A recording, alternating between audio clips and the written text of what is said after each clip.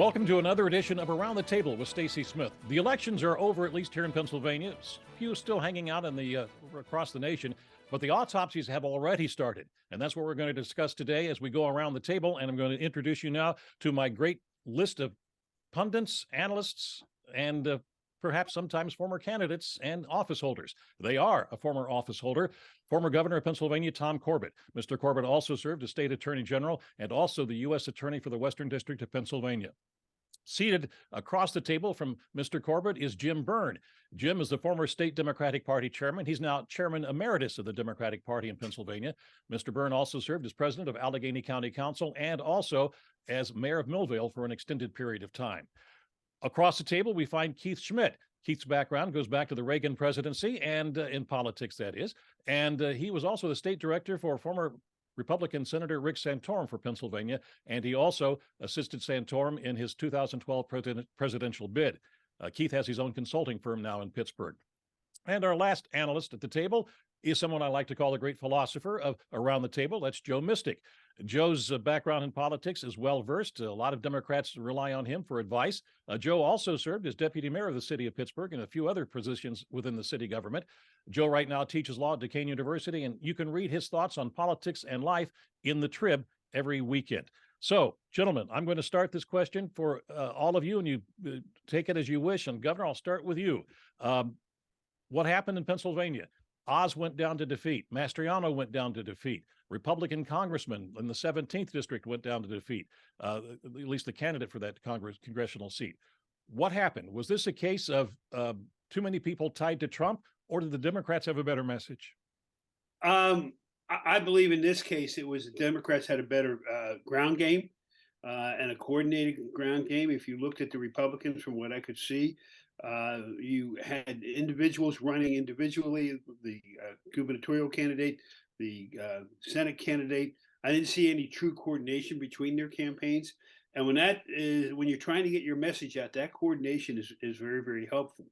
And what is the message? The message was a little bit different between the Senate and the gubernatorial candidate. But at the congressional races, those two districts out here that went Democrat, clearly Summer Lee's district should have gone Democrat. That would have been the biggest upset of the night if that had gone the other way. The Deluzio race with Schaefer, that's a registered Democrat area. Schaefer would have won that. That would have been a mild upset in this case. So I think the message is really, what were the people looking at? And from looking at everything that we've seen on TV today and late last night while we were up there, one of the issues that came to the forefront, as Jim Byrne predicted, was abortion into many of the voters, especially the women voters of Pennsylvania and the country. There was a lot that happened last night, and I think a lot of it, as the governor indicated, has its genesis for the Democrats in a good way with a coordinated campaign. We've talked about that since the primary. Now, Josh Shapiro, the benefit of having no primary enabled him to start working on that coordinated campaign and getting everybody together and moving in a cohesive fashion.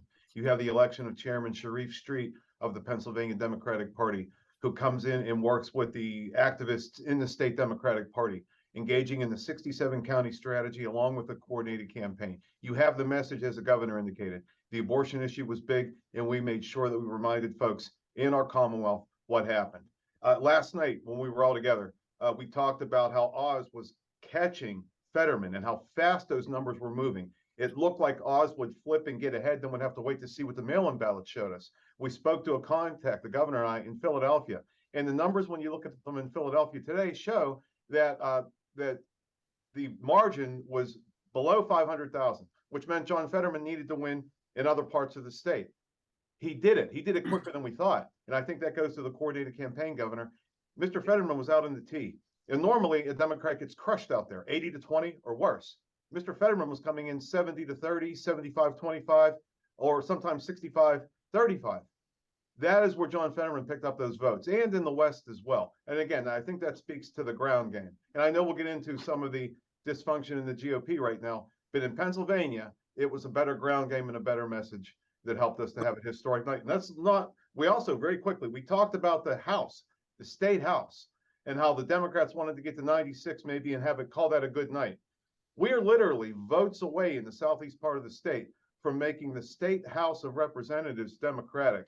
It wasn't a Powerball odds that would not happen, but it was possible. It may end up by the end of the day being a reality. I think the former president was a tremendous drag to the Republican ticket, both in Pennsylvania and around the country. I think his appearance in Latrobe last Saturday actually was a net negative for us. But you have to look at the numbers. The reality is this purple state may very well be turning a little light blue.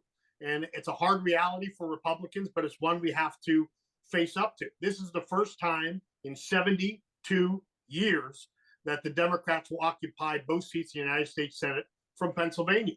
And not only did we lose the collar counties of Philadelphia in recent years, and that 5-county area, which makes up around 43% of the population of all 67 counties, was always something that was hard for us to overcome. But now, as Mr. Byrne indicated, you have Democrats that are now overperforming in other parts of the state. And when that happens, that formula is a formula for disaster for Republicans. So I'm going to be looking for a kind of a shakeup in the Republican Party. I think we're going to have to right this ship, work on registration, work on our message, and really take a long look at the fact that we're tilting more towards New Jersey and New York than we are West Virginia and Ohio. And that's not a good trend for us. I want to bring up something that the Fetterman camp was saying late last night, and that is that they really love the fact that they took Erie. And when you take a look at the numbers, Congressman Kelly did lose the city of Erie, but he still came in stronger than what Fetterman was able to come through in Erie. You know, I said on one of our earlier shows that there was something about John Fetterman that some of the MAGA Republicans found attractive, that they could be drawn to. Now, I'm not going to say who, but a dear friend of mine for 35 years poo-pooed that and scoffed at me, Keith.